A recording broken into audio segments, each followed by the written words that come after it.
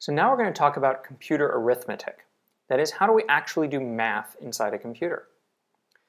So obviously the first thing we're going to talk about here are binary numbers. And binary numbers are just how computers represent numbers, and they're doing it using zeros and ones, because those are the only values we have inside a computer. Something can be 0 or it can be 1, and we use that to build up numbers.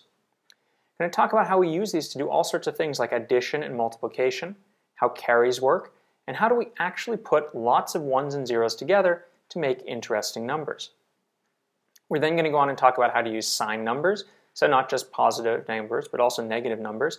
And then we're going to talk about two different types of numbers you may not have run into before, fixed point numbers and floating point numbers. And fixed point numbers and floating point numbers allow us to represent fractions using just ones and zeros.